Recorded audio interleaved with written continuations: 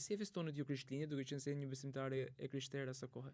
Unë në fat kam pasur gjyshen time, të dyja, do me thënë babajn e kam katolik me besim, e kam patur, po mua më duke sigur i kam, sepse i kam të rjetën time, pa çka se fizikisht ata jetojnë në botën e përtejme, kurse nënën e kam pas ortodokse.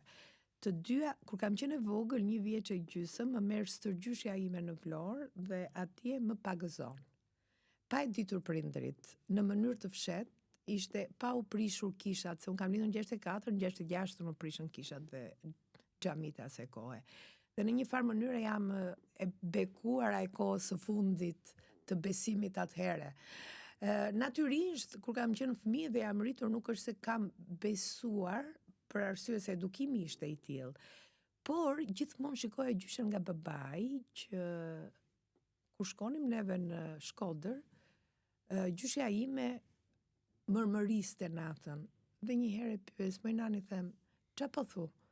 Dhe më thot mua, "Ti që thot, do të them një sekret, po është sekret midis meje dhe teje, po s'do t'ja thuash njeriut." "Jo", i thash unë. "Nana tha këndon ruzare", po unë se kuptoja ç'a ishte.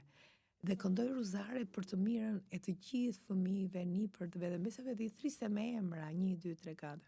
Dhe kjo më kisha ngelur si kujtimi i largët, po me qenë se ma kishte thënë gjyshja ime sekret, ai sekret ishte betuar brenda shpirtit tim dhe unë as guxoja që t'ja u thoja prindërve, jo më t'ja tregoja të tjerëve.